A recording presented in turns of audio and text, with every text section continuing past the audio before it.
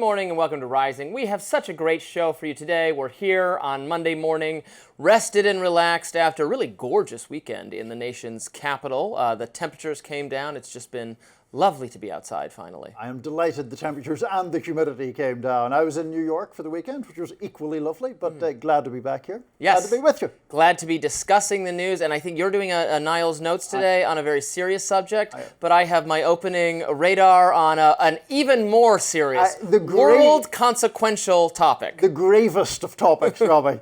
Tell us all about it. Let's get right to it. You've probably guessed, everybody still talking about that Sydney Sweeney jeans ad. Now, in fact, there's a new dynamic to this whole controversy now that multiple news outlets have confirmed the actress is, in fact, a registered Republican. Boom goes the dynamite. Now, Sweeney has been registered as a Republican in Florida since June of 2024. Why does this matter at all? Well, it really doesn't, except some liberals are probably treating this as evidence that the jeans ad was really promoting fascism or white supremacy or something like that, now that they know Sweeney is indeed a Republican. Here's the ad once more if for some reason you've been living under a rock and have somehow missed this whole kerfuffle. If you said that you want to buy the jeans, I'm not going to stop you. But just so we're clear, this is not me telling you to buy American Eagle jeans. Sydney Sweeney has very keen. Now, while there's absolutely nothing groundbreaking about using an attractive woman to sell a product, in particular clothing, some joy-killing liberals on social media have reacted negatively to the ad, claiming Sweeney's appeal to genetics is a racist dog whistle. By calling attention to her blonde hair and blue eyes, she was promoting the idea that blonde-haired, blue-eyed white people represent the ideal beauty standard. Now, I know what you're about to say. Just because a couple people were outraged about something doesn't mean this is really happening. It's wrong to impute the absurd opinions of just a few random internet accounts to the population or a movement at large. In the same way that it would be wrong to accuse like all Republicans of being racist just because one maybe right-wing X-account was mad about a black actress being cast as the Little Mermaid, for instance. Just like that's wrong, it's also wrong to say all liberals triggered by the Sydney Sweeney ad, etc. I agree with that. It was just a few people at first. But since then, well, I mean, major mainstream liberal commentators are weighing in, and you can no longer make the case that no real person was actually offended by the ad. The Washington Post published this headline, How American Eagle's Sydney Sweeney Good Jeans ad went wrong, which clearly gives credence to the idea that there's something sinister about the ad. Similarly, NBC News recognized there's an outcry from irate woke liberals, writing American Eagle sparks backlash for touting Sydney Sweeney's great jeans. The Atlantic article about the controversy laments that people are fighting about the ad, and especially the conservatives are championing it. But the Atlantic's writer essentially endorses the liberal freakout, writing that it's understandable why liberals would see this ad as part of a, quote, unbridled shift toward cultural whiteness. And progressive commentator Mark Lamont Hill, he certainly seemed upset about the ad. Here he was on Piers Morgan. The point here is to judge human beings based on their genes, and to decide that you have good genes and you have bad genes isn't in and of itself a racist project. That's the point. So no, it's not that I think that I have good genes and you can't say anyone else has good genes. I'm saying let's get rid of the good genes narrative, particularly when it's based on hair and eyes and body type. Why? Because those things are racially coded. In other words, if I say that straight hair is good genes or blonde hair is good genes, and no, I'm not after watching an ad Googling someone to figure out their natural roots. You'd be shocked to know how many people don't do that. My point in all this is conservatives are being accused of making a mountain out of a molehill. There's a woke war on Sydney Sweeney. But if you look at what the progressive liberals are saying, it seems to me like a lot of them were genuinely triggered by this ad. American Eagle, to its credit, is not apologizing. They are standing by it. Done for now are the days where corporations would bend the knee to the offended wokesters. If anything, this controversy is probably good for business, though I seriously doubt the company had any idea what was about to happen. It's because the concept of having good genes is not political. Genetics is real. Sorry if that's a newsflash to you. Importantly, the concept of genetics can be separated entirely from the concept of race. Saying that this specific white woman has good genetics and pleasing aesthetic attributes does not mean only white women have good genetics and pleasing aesthetic attributes. Just because beauty, intelligence, and other human traits are genetically inherited doesn't mean they're racially exclusive. That's the key difference here. Of course, all human beings have equal worth, rights, dignity, regardless of whether they are attractive and intelligent. As for Sweeney being a Republican, I, for one, have gotten used to my politics not being well represented by actors and actresses in liberal Hollywood, but I can separate art and artist. And perhaps it's time, long past time rather, that liberals learned to do the same. So here we are in Sydney Sweeney News Cycle Week 3, perhaps? Again, yes, certainly. And it is still being discussed quite a bit. It is being discussed quite a bit. I find the outrage about the ad ridiculous, and I was talking with our friend Amber about it on Friday, and I do think it is pretty absurd. And obviously I'm not very exercised about some sort of white supremacist message being passed along by it. Now, I do think part of this is it's summer, there isn't a massive amount of news happening. It's often a season where otherwise fairly insubstantive stories get a lot of coverage, and I think that has fueled it as well. Where I would, I think, certainly differ in emphasis from your radar is the idea that liberals are exclusively more inclined toward, for want of a better term, snowflake kind of behaviour. And we look at some of the things that there has been conservative outrage about comparatively recently, and I think those are often equally spurious. I think you and I spoke about the fact that the director of the new Superman movie said about it being an immigrant story, and conservatives, or at least some vocal conservatives online, were like, I'm never going to see Superman. You know, Bill Burr has become increasingly critical of billionaires, and for this sin, people are like, he's gone woke. He used to have some guts, and now, you know, I wouldn't entertain him. The funniest one to me, I don't know if you recall this because it is a couple of years ago, the M&M's outrage on the conservative side. They're transing our M&Ms. Exactly. M&M's were being desexified. Oh, they're being desexualized. Yes. So you can't, you got to be in this zone where you have your M&Ms are, if they're too sexy, right, then that's, what are you know, I don't want my kids to see this, you'll have conservative outrage, and then if they're not sexy enough, it's because wokeness is making us sterile and unwilling to reproduce, I think. Exactly. Yeah. So conservatives are outraged about the appropriate level of sexiness of M&M cartoons all the time. So I bet that all was of a these summer story too. I think it probably was. But these things are just equally ridiculous. I do think it's unfortunate that we're kind of in a cultural place where everyone's constantly outraged about everything, but I don't really think it's a uniquely liberal or uniquely conservative. I mean, what are these, you know, like the Washington Post and the Atlantic, like what are they doing here? Because I would have been perfectly fine to defend if people were out there saying, look, it's just two people on Twitter. Right. No, there's no real outrage about this. I would have agreed with that. I've said that in the past. Like I brought up the Black Little Mermaid example. Sure. But then something happens where it is just two people at the beginning, but then there's enough coverage of that then it's not just two people anymore. Right. No, that's and you can't say it anymore. It's the way the news articles from, you know, kind of mainstream or liberal people have I've actually surprised by how much credibility they gave to the outrage. No, I think that is a fair point. I was looking at a CNN article online, which at a guess, I would say was between 1,800 and 2,000 words about all of this. The experts weigh in on how racist it was, most of them arguing that it was. I don't see it at all myself. I also don't think it merits that level of in-depth investigation, to be perfectly frank. Yeah. Well, maybe this will be the final word on the Sydney Sweeney conversation. We've done the authoritative take of Sydney Sweeney, so it's done. All right, we've got lots more to come on Rising today. Next up, President Trump does have some choice words for Chuck Schumer over Democrats stonewalling Trump's nominees. We'll be right back to discuss. President Trump seems fed up with the fact that Democrats are slow-walking his federal government nominees. The Senate is heading home after a deal between Senate Republicans, Democrats and the White House to confirm Trump's nominees blew up.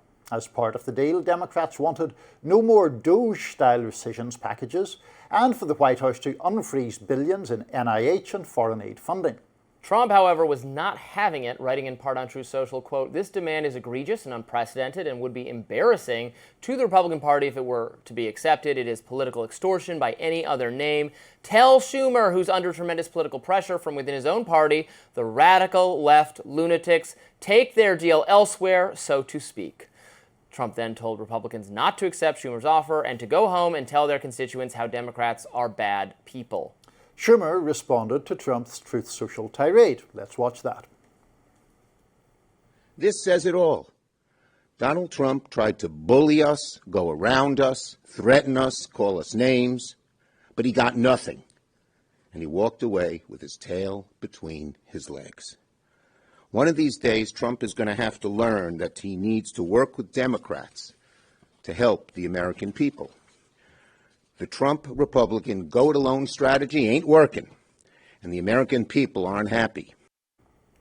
I love when they print out tweets or Truth Social posts and put them on poster boards. It just never looks fun, anything but funny to me. Some Republicans, by the way, are open to the idea of changing the rules to prevent Democrats from holding up votes, but they might not have the majority to do so, since some moderate Republicans say that move could come back to bite them. Senator John Cornyn wrote on X, however, that he looked forward to changing the rules to expedite Trump's nominees. I think he looks forward to doing anything that's going to prove what a based, MAGA, Trump-loving Republican he is, because he has to fend off a very difficult primary challenge in his state of Texas. Yeah, look, it's reasonable to think of it both ways, even from just a purely political standpoint. You change the rules in order to make it easier to get your nominees through, knowing that you very well could lose control of Congress or the presidency in the future. Which tools do Republicans want to make available for Democrats, and so on and so forth. The filibuster itself is like that. I tend to be more on the keep the weapons really blunt, because I don't want government to do that much anyway, so I might as well make it more difficult for both sides when they have full political power to use the system to much ends. And I'm not sure the deal that Schumer wanted that I even would take it from a Republican standpoint, because doing rescissions is a pretty important part, I think, of the agenda they ran on from their perspective, and is something they can do without changing the rules very much, so they can operate within the same system. So I'm not sure I would want to give that up in exchange for getting more nominees through. On the other hand, so judicial nominees, for instance, they serve a long, long time. You can really start tipping the scales in favor of conservative policy if you get more nominees through. So it's a difficult thing. It is. I think that what we're seeing over the past several years is just a chipping away at those Senate procedures that used to empower the minority, or at least require some sort of cross-party agreement. And I suspect, whether you or I like it or not, that process is in fact going to continue, because a lot of the way the Senate in particular is set up seems to me predicated on something that no longer really happens, which is this idea of sort of good faith discussions, and we'll get some moderates from party X to cross and vote with party Y. And it doesn't really happen anymore. People vote the party line overwhelmingly. If they don't do so, they're immediately at danger of a primary challenge. And just the parties themselves have become much more ideologically homogenous than they were even in the, I would say, 60s or 70s, certainly. So, in order to get anything done, you're probably going to have to change those rules. I know that you don't like that, because you don't really want much to get done, if possible. I'm more of a fan of activist government, as you know. But overall, the point is that voters who elect a certain party to a majority, I think, are entitled to expect that party can at least go a reasonable distance toward enacting its agenda. And if that just gets frozen up by sort of Senate arcana, then I think that's problematic. I mean, you say it's different than the 60s and 70s. It's even different than the aughts. Right. I mean, there was a time period within our lives where there were like 5 liberal Republicans and 5 conservative Democrats that could all switch places. Now it's like 2 Republicans and maybe John Fetterman on the other side are the only, not every single time, because then, Rand Paul has his own unique issues where he might stand against virtually the entire Senate, and there, could be very liberal Democrat, or like Josh Hawley right now is, trying to do something with Democrats that's very ideologically important to him. So it's not the case on every single issue, but the way our founders intended our legislature to function, that was before parties. They did not foresee, nor did they want parties to develop. Unfortunately, they created a system that, by the mechanics of it, very much favors a party structure. And over 200 years, as you said, our parties have finally moved in the direction of ideological rather than regional or whatever else it is. Amalgamations. Yes, various amalgamations, yeah. or being a kind of national Republican, but being a local Democrat, or having, depending on what the race is, whether you're a Republican or a Democrat, was a dynamic, for instance, in the South for a long time. Now it's just you're down the line one or the other, and you're down the line supporting the policies of one or the other. Sure. And so there is not a lot of legislating to be done, and so it all kind of just falls. And there's also there's just no confrontation between, for the most part, between the party and the president, the president's party. If they're in control of Congress, there's no tension between them for the most part. Yeah. Do you not think, though, there is an issue where, I get, of course, that as a libertarian you don't particularly love massive government action, but do you not think there is an issue where the fact that the thing so often seizes up, in fact, fuels popular dissatisfaction with the political system itself? Because no matter which party you elect, right now the opposition party still has a fair amount of mechanisms to frustrate it. I mean, I do. I hear that. It doesn't seem correctly or efficiently designed. I mean, I'm in support of reforms to move in a more parliamentary direction, or ranked choice voting, so that third parties could have an actual level of representation or something. I'm in favor of all those tweaks. It's just not going to happen ever. So it's being in favor of something that's totally beyond possible, because that would require, under the current system, the people who benefit from it, which is the two parties, to make any changes to reduce they're fine with it the way it is. They like complaining about it, but they're fine with it the way it is. No, that's true. I mean, so it's hard to get worked up about it. Yeah, I mean, I hear you. I certainly wish Congress, I've said this a lot, served as a more effective check on the president in terms of foreign policy and a lot of other subjects, and they don't by the nature of their dysfunction. So that's not good. I wish that and then their paralysis ends up yielding a lot of deference to federal agencies that I don't think is proper, and I certainly don't think is liberty enhancing. If issues that no elected representative really had to contemplate are now just being foisted on some agency you never heard of, who you have no accountability over, I think that's bad for freedom. So that's the aspect of that I'm most unhappy with. No, I mean, I do take the point that each party has a vested interest in maintaining the status quo, and that's what makes any kind of fundamental reform of these topics so very difficult. Sad. That's how it is. Former prosecutor Jack Smith is being probed. We'll tell you more about that next. Don't go anywhere, stick with the rest. Former Trump prosecutor Jack Smith is being investigated for potentially violating the Hatch Act, which is a law that bars federal employees from participating in political activities. Now, the Office of the Special Counsel confirmed over the weekend it's looking into whether Smith engaged in political activity through his inquiries into President Trump. Now, this per the New York Post, who first made the scoop. If you recall, Smith prosecuted then-candidate Trump in 2 criminal cases, one accusing him of trying to overturn the 2020 election results, and 2 allegedly hoarding classified documents in Mar-a-Lago after leaving office after his first term. Both cases were tried in 2023, a year before the 2024 election. Smith dismissed them after Trump won. Biden Attorney General Merrick Garland insists that politics played no part in the handling of the cases, which weren't actually tried. We didn't reach trial, so we didn't get that far. But in any event, Republicans aren't buying it. In a statement to the Post, Arkansas Senator Tom Cotton wrote, quote, "Jack Smith's actions were clearly driven to hurt President Trump's election, and Smith should be held fully accountable." I have a feeling you're not going to be too enthusiastic about this. I should say it's just an inquiry at this point. But I can guess what you're going to say about it. So I guess I'll just let you say it then. Well, you would be right in what you're predicting. Look, the idea that it was political interference to bring these cases, I think is completely absurd. In relation to the Mar-a-Lago case, it wasn't even only the documents that were photographed in a ballroom or in a bathroom. It was the accusation of very blatant obstruction of justice, where Trump was subpoenaed for documents, and the indictment goes into this in some depth, the effort to avoid, allegedly, the terms of that subpoena, wondering whether boxes were hidden from Trump's own lawyers to avoid the subpoena, conduct that if you or I engaged in it in relation to defying a subpoena, we would clearly be prosecuted for it.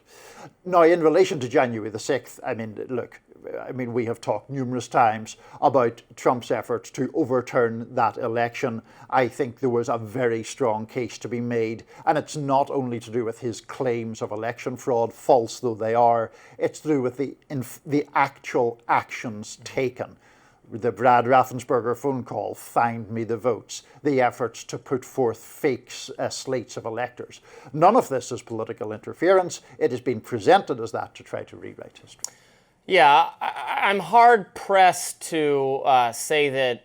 I mean, what if it's political interference to investigate Trump for these things? You can think these things were wrong or bad or shouldn't have been brought, but if it's a violation of the Hatch Act to investigate Trump for this or prosecute him, well, what are Democrats then, when they come back to power, going to say investigating Jack Smith was a violation of the Hatch Act, right. Hatch Act by Tom Cotton or whoever is doing it? It seems like, why is it just political when you do it and not, or if it's illegal? The Hatch Act itself, while I like it in theory, the idea of prohibiting government employees from engaging in partisan political activities while they're on the clock as government officials, in practice, I've often thought that this can be confusing and can be not clearly able to separate what is a campaign event and what's a political event, especially for an elected official. Sure. Maybe for a just government employee who's not an elected person, they just I guess shouldn't be doing anything elective of any nature. But political figures are out there engaging in election activity, so it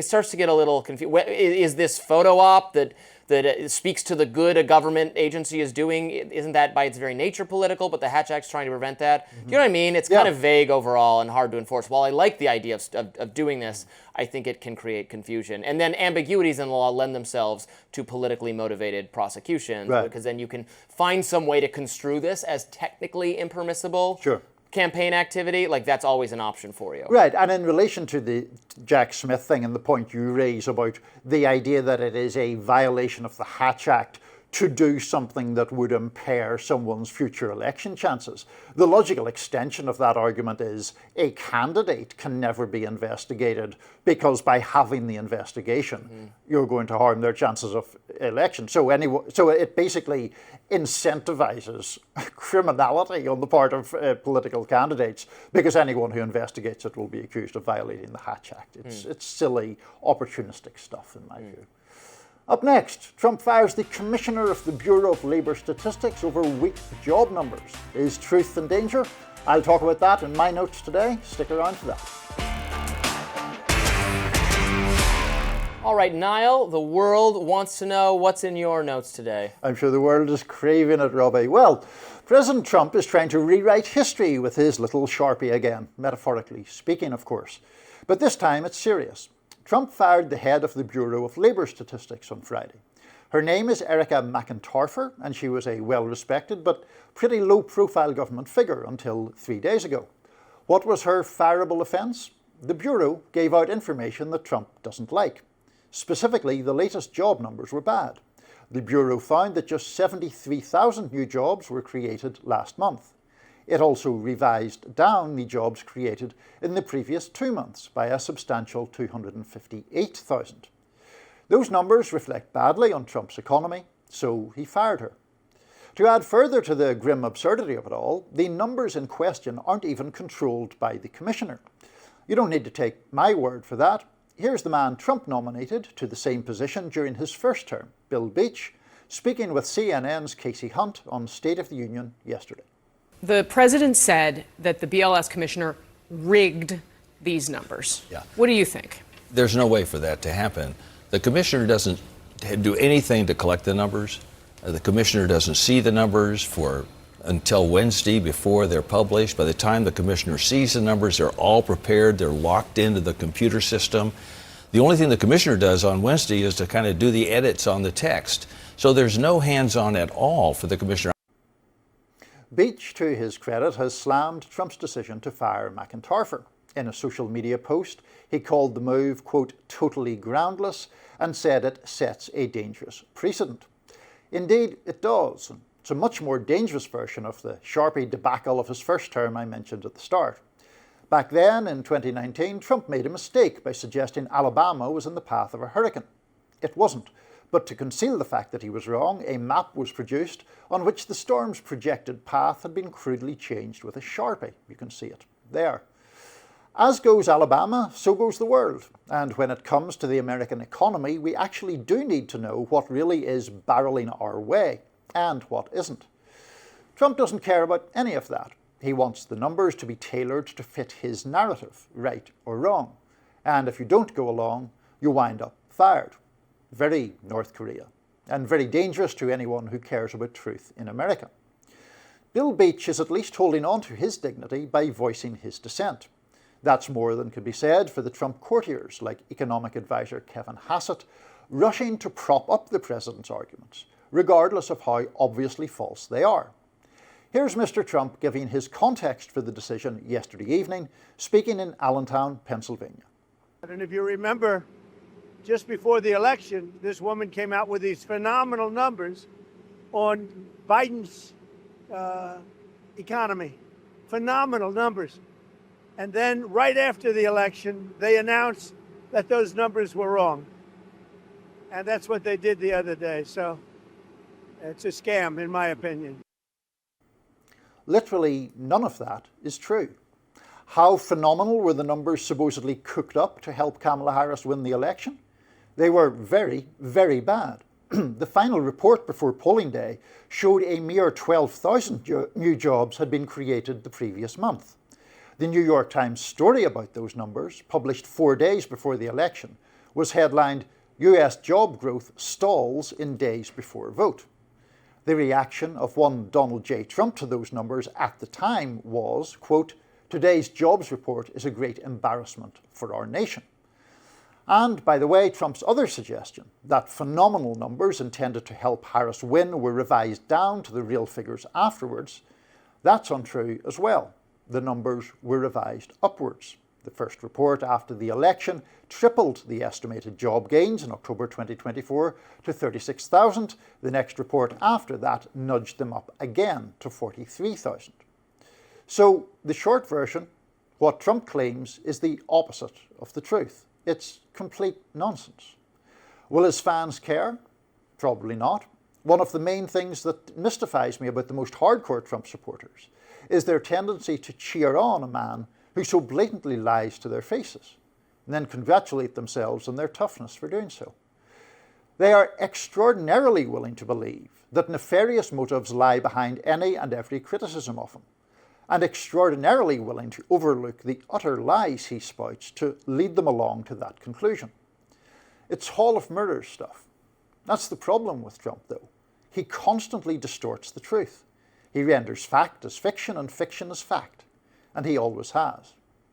But this time, it isn't just him claiming that his apartment in Trump Tower was 3 times its actual size. It's him putting the economy in danger by firing someone who delivers true data. It's him putting any trust in government in danger by removing all but his lamest lackeys. And it's him again putting the nature of democracy in danger by his constant war on any facts that he simply doesn't like. Well, this is the fun thing about our show, that we disagree and we debate and we argue vociferously, but when I think you're right, I just say I think you're right. I'm not going to try to spin something that Trump is doing that I don't like. I think, as you said, it betrays a kind of weakness to just, oh, someone said the numbers are, and you don't like the numbers and you're going to fire that person. It is North Korean or Soviet to shoot the messenger. He was warned about his economic policies by other conservatives, by other free market people, that tariffs can be destructive. Some of the other things he's doing can be destructive. So you produce of all the things that can happen, a weaker than expected jobs report is certainly not good. It's not a calamity. Right. And then you fire the person, it's almost like calling more attention to it. Again, it Streisand's affects it. Yeah. So I think it was a bad move. I think it was politically unwise. I guess my only real disagreement with you is I don't think this is so much a case of everyone marching in lockstep with Trump. Certainly people in the administration, like Kevin Hassett, they have no choice but to defend everything Trump does. For the most part, it seems. On this one, I did actually, because I went looking for, some of the conservative voices I'll turn to be like, well, how is this defended from the conservative point of view? And I actually did see unilateral criticism of this, even from people who tend to find ways to defend Trump. Now, it could be that the base is with Trump or whatever, if that's what you mean, but I did see some Fox News and other like conservative commentator people saying, yeah, this is a bad look. Maybe not worked up with as much fury over it as you are, but Sure. I saw a lot of people saying, yeah, he shouldn't have done this. Well, I'm glad that that is the case. I do think that there is a problem with the Hassetts of the world. I mean, you say he has no choice. Well, yeah, but it's a voluntary thing to go into that position. And you know before you He take could hire a job. Kari himself with the sword and die, and then no one will serve in that role, I guess. You know before you go in to serve Yeah. Trump what the price of that is going to be. And it's going to be slavish repetition of this nonsense that Trump frequently spouts. And so I think that it does greatly undercut people's reputation and display a lack of integrity to do that. Overall, I think that, the Trump base, I suspect, will find some way to believe his absurd explanation for why this is all happening. And I don't have much time for that. I find it extraordinarily credulous. Yeah, I mean, you just have to be consistent. If a Democratic president fired the jobs numbers person because they didn't like the numbers, it would be front page news every day, and MAGA base would be outraged, and Trump himself would say, see these lying Democrats, deep state trying to cover up the truth. Exactly. You got to be, I don't know how you can avoid being at least a little consistent Sure. in similarly not thinking that's a good thing when Trump does it. So. Agreed. Next up, President Trump is lashing out at Charlemagne the God after his appearance on Lara Trump's Fox show. Stay with us for that. President Trump lashed out at Charlemagne the God over the weekend for comments that he made on Lara Trump's Fox show. Let's first listen to what Charlemagne had to say. I think there's a political coup going on right now in the Republican Party that people aren't paying attention to. Oh, interesting. Yeah, I think that this Epstein thing is going to be a way for traditional conservatives to take their party back. I really do. President Trump wasn't having it. He took to Truth Social and wrote, quote, the very wonderful and talented Lara Trump, who shows a big rating success, put racist Charlemagne the God. Why is he allowed to use the word God when describing himself? Can anyone imagine the uproar there would be if I used that nickname? Trump giving himself great ideas. He's a low IQ individual, has no idea what words are coming out of his mouth, and knows nothing about me or what I have done. Remember, 1 year ago, our country was dead. Now it's the hottest country anywhere in the world, MAGA. Lara Trump told Charlemagne she thinks things have changed and that she doesn't see so-called traditional Republicans coming back to the forefront. Charlemagne, however, said this line of thinking could be a trap. Let's watch. Say what you want. Donald Trump is a once-in-a-lifetime, one-on-one political juggernaut. You're not going to be Donald Trump. So if you think you're going to be able to do what Donald Trump has done, talk the way Donald Trump has talked, get away with what Donald Trump has got away with, it's not going to happen. So everybody right now, we have the opportunity to have like a huge reset. So, well, go ahead. I was just the ideal role for Charlemagne the God from a conservative media standpoint is to have him focused on what's wrong with the Dems and beating them up. What you want your Charlemagne the God type figure to be hostile to the Democrats and not and kind of overlooking or forgetting or deprioritizing, because obviously he doesn't like or agree with Donald Trump's policies, but to be for left people to be focused on how much they dislike the Democratic Party is what Republicans want or conservatives want. So I'm not sure what prompted having him on the show, but right now there isn't even really the Democratic Party has no leader and is not a factor at all in our kind of discourse. So now is not the right time to be bringing out the Charlemagne the God into the conservative media environment, because the thing to weigh in on is what Trump is doing. If you're an online commentator type person like Charlemagne the God is, it's very Epstein focused, which is not a great story for Trump. So this was not the right booking. I mean, just from a narrow political self-interested calculus. Well, and I think we can assume that self-interested calculus was at play, given it was Lara Trump actually conducting the interview, which makes the booking even odder. Yeah. I mean, I'm somewhat amused that you're upset that Charlemagne the God isn't instigating enough democratic infighting for your liking. but look, I mean, the issue here about, well, there's two things. One is what he actually said, and the second part is Trump's reaction to it. On what he said, I think we both agree that the Epstein thing is a problem for Trump.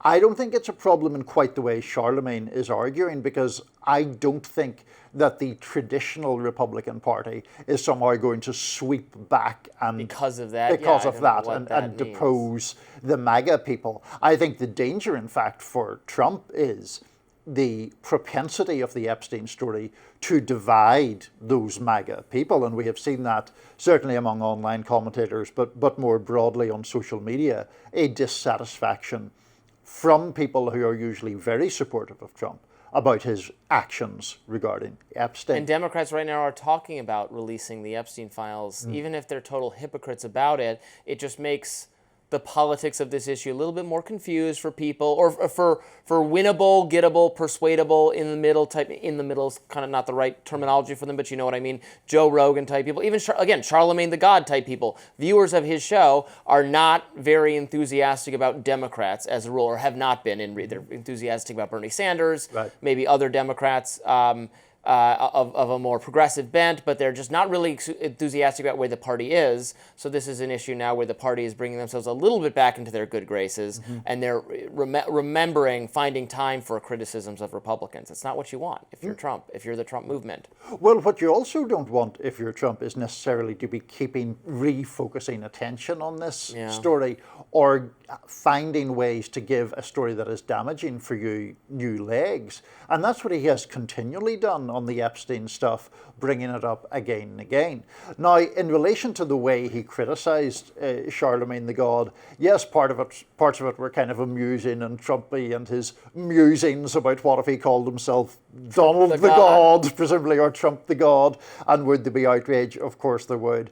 That phrase that he gets so hung up on, or uses so frequently, about low IQ individuals, I wish he'd stop that. It's not, I agree, true that he uses it exclusively of non-white people, but he has used it a lot of non-white people: Maxine Waters, Kamala Harris, Al Green, various others. Now, he has described Mika Brzezinski that way, so it's not, I'm not saying it's solely racially coded, but I think it has a sort of distasteful undercurrent to it, and I don't think that's very sensible. It also was some pretty harsh commentary from Trump on, if that's all he was reacting to. Obviously, we didn't see the entire interview. It wasn't that, he didn't insult Trump that much. It seemed disproportionate to what he actually said. He was upset about, the Epstein files and talked about some other things. I think it's good when, a more mainstream conservative place like Fox has a more interesting dissident left person on to talk through things. When they just have on a kind of moderate Democratic strategist who's trying to say why the Democratic Party is actually moderating, it maybe gives conservative viewers a not totally accurate perception of where the party is. Well, yeah, I mean, there's also the Fox propensity to book people who I describe as people who play Democrats on Fox News, right? Sure. Which is somebody who was a Democratic pollster in the 1970s who's brought on to say how terrible the modern Democratic Party is. I don't particularly care for that either. Right. So I think it's healthy when you have those conversations. I don't see, on his point that Trump is just a juggernaut and he's unique, and so when Trump is done, when he can't run anymore, what takes the place of it? I think that insight is correct. I think Trump is very unique. I think he's unprecedented in human history. I don't think the traditional, the Bush-era Republican Party is going to come back into power really at all. I think J.D. Vance very naturally inherits, and it could be the case that he won't be as politically successful as Trump. I think he has been set up to be reasonably politically successful. I think he very well could win a third term for Trump, as it were, in terms of running and winning and governing the way Trump has. Obviously, he comports himself somewhat differently, and he's still very combative with the media, but is not doesn't do the kind of real crass, more ugly, insulting kind of thing. He maintains a kind of an intellectualism to a greater degree as part of his persona, but while still being very crusading for the working class.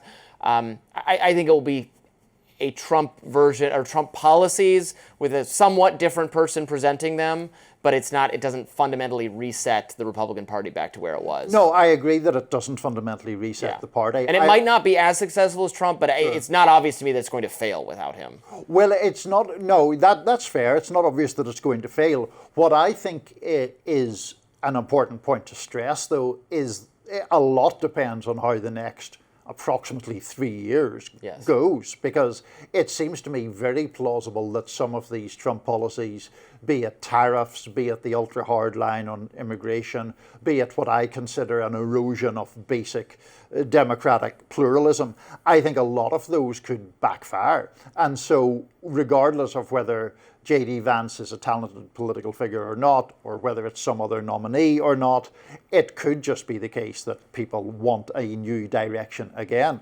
One of the more interesting points that Charlemagne the God talked about in that interview was the idea that Trump promised change on day one. Perhaps change is never achievable on day one, but it still leaves people disappointed if they don't feel that their own lives have been if not transformed, at least changed for the better pretty quickly. We might just get to a place where we rotate which party runs the White House every 4 years because news coverage is so relentlessly negative. Right. And I was like, oh, things were better before. This administration is doing bad. Let's go back the other way. Incumbency used to be an advantage. Not that J.D. Vance would be an incumbent, but I think incumbency of party affiliation might be a negative in our world. Yep. Because it's just everything is framed so negatively. Right, and people are so dissatisfied. Yeah. People are dissatisfied, and they're reminded of why they're dissatisfied all the time. Exactly. Next up, Tucker Carlson and Laura Loomer are feuding. It's boiling over. We'll fill you in next.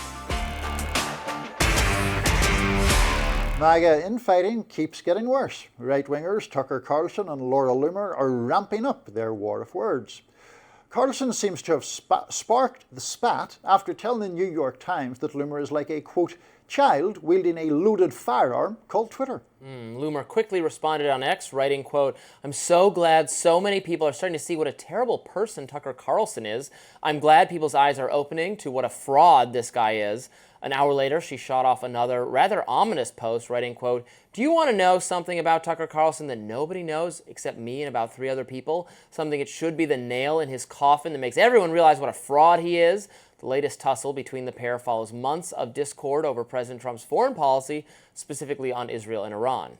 One person apparently unfazed is Trump himself. He praised Loomer while speaking with reporters on the tarmac. Take a look.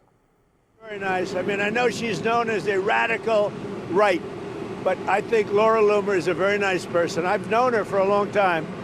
And, personally, I think she's a patriot. Lovely Laura Loomer, Robby. What do you make? I mean, we were talking in an earlier segment about Democratic infighting. A lot of MAGA infighting these days. What do you There make is of MAGA world influencer infighting going on. There's a lot happening right now with 4 people. Tucker Carlson, Candace Owens, Laura Loomer, and Nick Fuentes. Nick Fuentes is a very kind of far-right, alt-right associated, has strongly, I would say, wrong and discriminatory views against Jewish people and black people and other things, but is a staunch critic of Israel for various reasons, and is more of a non-interventionist figure. Laura Loomer is a very interventionist figure, which she was all in support of Israel, in support of what Iran is doing. And then Tucker is also a non-interventionist, but is having a feud with Fuentes that we don't really have time for today, but maybe we'll circle back to tomorrow because it's actually kind of interesting and indicative of, I think, where the young right is headed. And then there's Candace Owens, who's been feuding with Nick Fuentes, but it was on Tucker Carlson's show recently. It's all very interesting. Laura Loomer is not my favorite character. I think she does have Trump's ear, and she uses that to get rid of people she doesn't like. She got Vinay Prasad sacked from the administration. Not fired, he left of his own volition, but after getting a lot of negative attention to him. This figure, a COVID contrarian doctor, who I quite like, a lot of our viewers probably appreciate for his commentary, was brought into the FDA and is now out because she pointed to all these old tweets of his where he's in support of left Democrats. Yes, like RFK Jr., he was a Democrat, but some Democrats had interesting dissident perspectives on different topics, health or foreign policy, regardless of what it is, should be part of the administration. She schemes and uses connections or things you've said previously to get you unpersoned. And she has Trump's ear and attention. You see that. He likes her. She's ridden on Air Force One with her. People try to keep her away from him, but he likes her. I think she's having a damaging effect on America First, on MAGA. She's a hawk. She wants to attack Iran. She wants all of those kinds of things. Tucker doesn't. Nick Fuentes doesn't, and others. So this is kind of the fight, the feud happening. It is ideological and also personality driven. Right. But she's out there. Yeah, no, I mean, I think that obviously a lot of it is personality driven, and she does have that tendency to go after people in a sort of, kind of the online equivalent of the flaming torches coming for you, the mob being set on you, and I don't love that, obviously. Also, I think just briefly on the Israel thing, on one hand, she does right-wing cancel culture. That's what she's trying to do at all times. Right. And she's effective at it. She's good at it. I mean, I'm not saying she does this job well, and she does her part to influence Trump in her direction. And I think it's not the direction I want Trump to go, but she's successful at it. Right. Just very briefly on the Israel thing, on one hand, I think it's very interesting that there are these divides emerging on the right now, which had, I think, traditionally been very supportive of Israel. I do obviously want to be wary of people. I mean, Nick Fuentes, I've no time for at all, and I would be wary of someone like him to the point where, is there some genuine anti-Semitism going on there or not? That's something you have to be careful about. Lots of reasons to criticize Israel's conduct in Gaza without entertaining prejudice of that type. I think there's a lot that he is entertaining that is obviously very, very bad. Deplorable. I totally disagree with it, but he is getting attention right now. He's getting a following. It's genuine. He is tapping into something that needs to be addressed and discussed and debated and convinced people not to believe in it if that's the way we're going to go. But it can't be ignored is what I'm saying. We might have to talk about it later. That does it for us today on Rising Live. Thanks so much for watching, and look out for more exclusive YouTube content coming your way today. And be sure to like, share, and subscribe to the Hills YouTube channel so that you never miss any content. For those of you who like to listen while on the go, we're now available anywhere you can find podcasts. We'll see you back here tomorrow.